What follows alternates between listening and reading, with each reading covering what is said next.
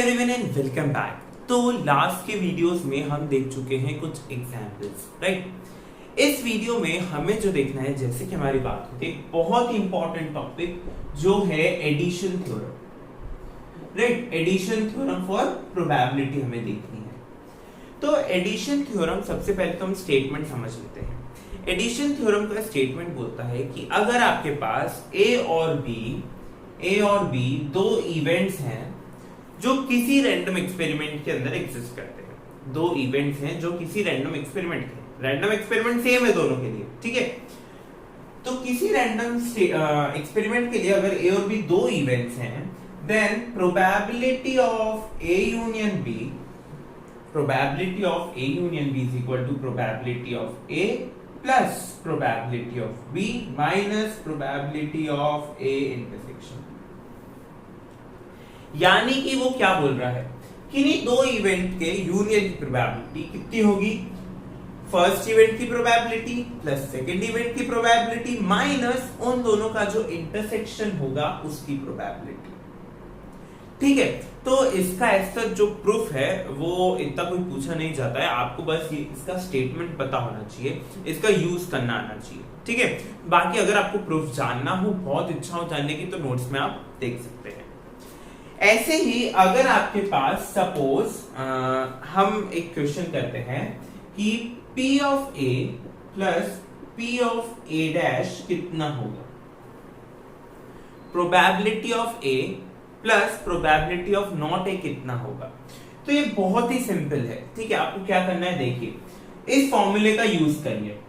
अगर मैं A union A dash करूं, A यूनियन नॉट ए करूं, तो मेरे पास पूरा सैंपल स्पेस आ जाएगा, राइट। और अगर इसकी मैं प्रोबेबिलिटी निकालूं तो probability of sample space is 1, क्योंकि सैंपल स्पेस के ही पॉइंट्स होते हैं ना, इवेंट्स जो है वो सैंपल स्पेस में से ही निकलते हैं ना। तो सैंपल स्पेस की प्रोबेबिलिटी 1 होती है क्योंकि ये श्योर इवेंट है। और A इंटरसेक्शन A डैश, इसकी प्रोबेबिलिटी निकालूं तो A इंटरसेक्शन A डैश तो होता है 5, क्योंकि A इंटरसेक्शन A डैश में कोई एलिमेंट नहीं होता, कोई आउटकम नहीं होता। Probability of 5 is 0।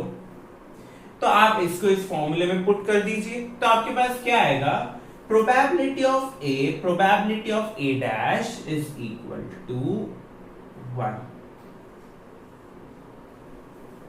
ठीक है। उसके अलावा देखिए, अगर जो दो इवेंट्स है वो म्यूचुअली एक्सक्लूसिव एंड एग्जॉस्टिव हुए, तो ये जो टर्म है ये 0 हो जाएगी, ये टर्म 0 हो जाएगी क्योंकि म्यूचुअली एक्सक्लूसिव है। तो इंटरसेक्शन 5, प्रोबेबिलिटी ऑफ 5 इज 0, तो ये टर्म हो जाएगी 0 और आपके पास बचेगा सिर्फ। एडिशन थ्योरम जो है उसे आप 3 इवेंट्स के लिए भी अप्लाई कर सकते हैं, ठीक है। यूजुअली इतना बड़ा क्वेश्चन आता नहीं है कि आपको 3 इवेंट्स के लिए अप्लाई करना, पर आ सकता है, ऐसा नहीं है नहीं आता, आ भी सकता है, ठीक है। तो 3 इवेंट्स के लिए फॉर्मूला क्या होता है, सो 3 events, right. So probability of A union B union C, probability of A plus probability of B plus probability of C minus probability of A intersection B minus probability of B intersection C minus probability of A intersection C plus probability of A intersection B intersection C, ठीक है। तो ये formula है। अगर यहां पर भी अगर 3 इवेंट्स हैं, या फिर मैं बोलूं कि अगर n इवेंट्स भी हैं और वो n के n events mutually exclusive and exhaustive हैं, तो उनकी अगर आप प्रोबेबिलिटी निकालेंगे, जैसे कि suppose probability of AI union AJ, ठीक है, या फिर अगर मैं डायरेक्ट ही बोल दूं probability of union of AI where I is equal to 1 to n, कोई फाइनाइट नंबर ऑफ आपके पास इवेंट्स है। अगर ये म्यूचुअली एक्सक्लूसिव एंड एग्जॉस्टिव हैं तो, ठीक है, तो ये हो जाएगा summation probability of AI I is equal to 1 to n। क्यों?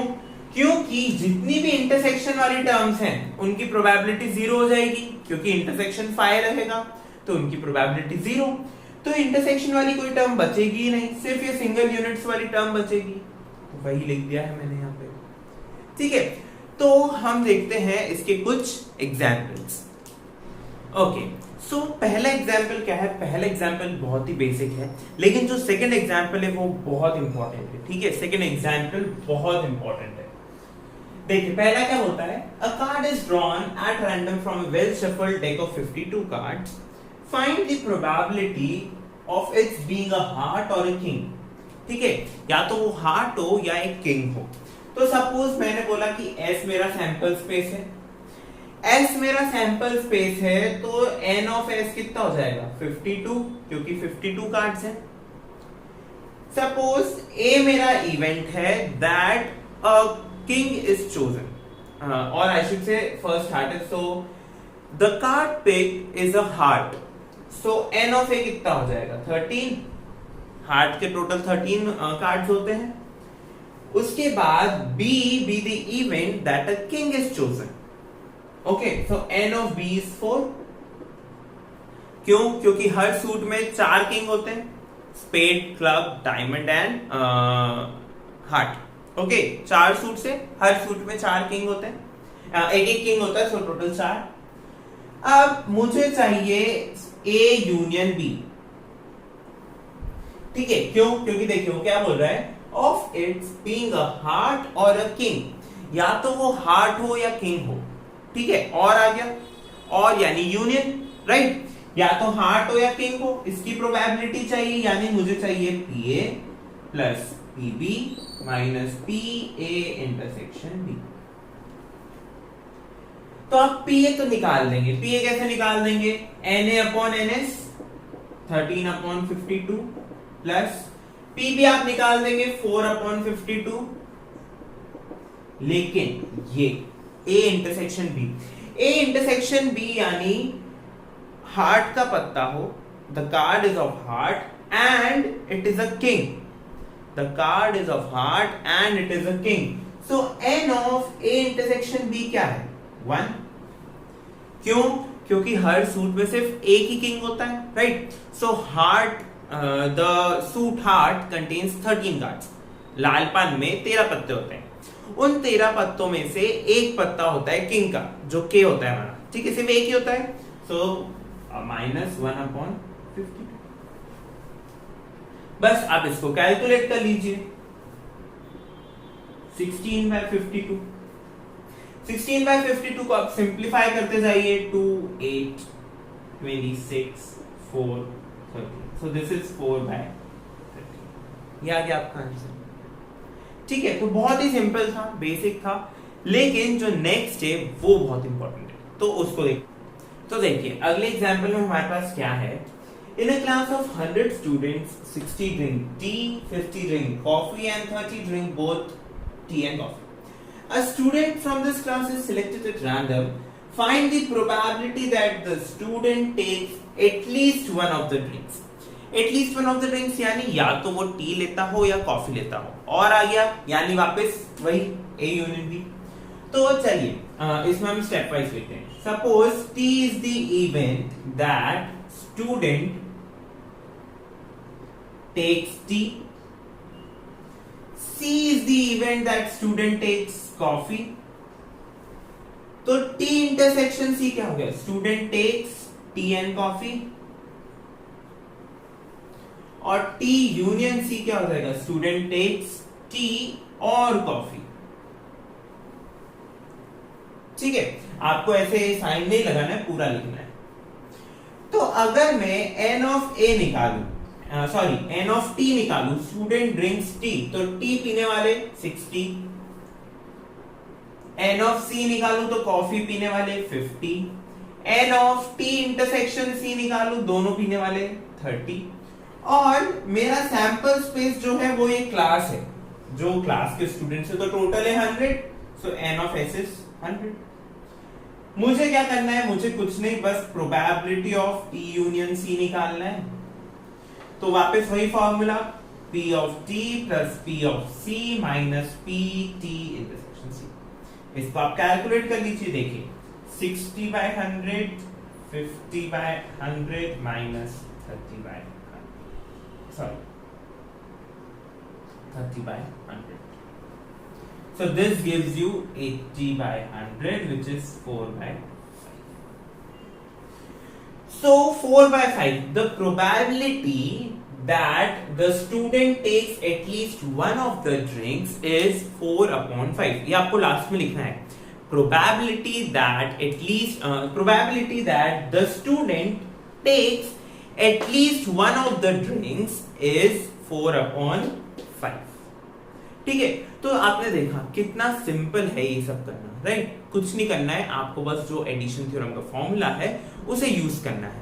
ठीक है, ये जो सेकंड क्वेश्चन है, only one of the drinks, ये आपके लिए होमवर्क है. आप खुद इसे ट्राई करें. इसका सॉल्यूशन नोट्स में है. ठीक है, नोट्स में और भी बहुत सारे एग्जांपल सॉल्व हैं, बट इस क्वेश्चन को आप खुद ट्राई करें. तो देखिए, हमने एडिशन थ्योरम कंप्लीट कर दिया है, उसके एग्जांपल्स देख लिए. लेकिन एडिशन थ्योरम का जो फॉर्मूला है उससे कुछ इंपॉर्टेंट रिजल्ट्स हमारे पास आते हैं, जो ये हैं. ठीक है, इन इंपॉर्टेंट रिजल्ट्स का मतलब इन रिजल्ट्स को इंपॉर्टेंट क्यों बताया गया है? क्यों? क्योंकि जब आप क्वेश्चन सॉल्व करेंगे तब आप इन फॉर्मूलाज को डायरेक्ट यूज कर सकते हैं. जैसे कि देखिए, अगर A इंटरसेक्शन B डैश है, यानी कि दो इवेंट्स हैं, वो बोलते हैं find the probability that one has happened and other did not happen. ठीक है, एक तो हुआ लेकिन दूसरा नहीं हुआ. ठीक है, उसकी प्रोबेबिलिटी निकालने का formula P of A minus B है ये, तो PA minus PA intersection B, right? ऐसे ही PA डैश इंटरसेक्शन B, यानी सेकंड तो हुआ लेकिन फर्स्ट नहीं हुआ. उसके बाद P of A dash intersection B dash, यानी वो बोल रहे हैं कि find the probability that both of the events did not happen. ठीक है, तो A dash intersection B dash. अब इस A dash intersection B dash को रिवर्सल लॉ से, जो सेट थ्योरी में आपने रिवर्सल लॉ पढ़ा है, उसके हेल्प से आप लिख सकते हैं A यूनियन B का डैश, राइट? तो वो हो जाएगा 1 माइनस PA यूनियन B. ऐसे यूनियन के लिए भी हो जाएगा, इंटरसेक्शन माइनस हो जाएगा, राइट? उसके बाद बारी आती है कि probability of A union B is less than equal to PA plus PB. क्यों? क्योंकि probability of A union B हमेशा PA प्लस PB से छोटा ही होगा. सॉरी, या तो छोटा होगा या बराबर होगा. ठीक है, इंटरसेक्शन के साथ भी यही नियम है. लेकिन इंटरसेक्शन के साथ एक और चीज जुड़ जाती है कि it is greater than equal to PA plus PB minus 1. It is greater than equal to PA plus PB minus 1. यानी कि अगर आप इसमें से माइनस कर देंगे 1 को, तो ये जो टर्म है ये बड़ी हो जाएगी. ठीक है, उसके बाद सपोज आपसे पूछा जाता है, कुछ इवेंट्स हैपन हो रहे हैं, वो बोल रहे हैं find the probability that at least one of the event occurred. At least one of the event occurred. तो अगर वो निकालना टफ हो रहा है तो आप क्या निकाल दीजिए कि एक भी इवेंट नहीं हुआ, उसकी प्रोबेबिलिटी क्या है? P none. P नन यानी एक भी इवेंट नहीं हुआ, उसकी प्रोबेबिलिटी क्या है? और 1 माइनस को प्रोबेबिलिटी कर दीजिए, तो आपके पास क्या आ जाएगा? P at least 1. ठीक है, ये जो एटलीस्ट 1 और नन, ये दोनों एक दूसरे के नेगेशंस हैं. ये दोनों एक दूसरे के नेगेटिव स्टेटमेंट्स हैं. ठीक है, नेगेटिव स्टेटमेंट्स अभी आपको नहीं आते हैं, ये आगे जाके आपको धीरे धीरे समझ आ जाएंगे. ठीक है, लेकिन नेगेटिव स्टेटमेंट्स यानी ये एक दूसरे के अपोजिट हैं. एटलीस्ट 1 का अपोजिट नन, ऑल का अपोजिट हम मानते हैं कि ऑल का अपोजिट होता है नन, लेकिन मैथ्स में जरूरी नहीं है कि ऑल का अपोजिट हमेशा नन ही रहे. ठीक है, मैं बता रहा हूं मैथ्स में जरूरी नहीं है. तो इसी के साथ हमारा प्रोबेबिलिटी का जो प्लेलिस्ट है वो खत्म होता है. प्रोबेबिलिटी में हमने बहुत कुछ डिस्कस किया है. इवेंट्स डिस्कस किए हैं, mutually exclusive, exhaustive, sure event, impossible event, compound event, simple events, बहुत सारी चीजें.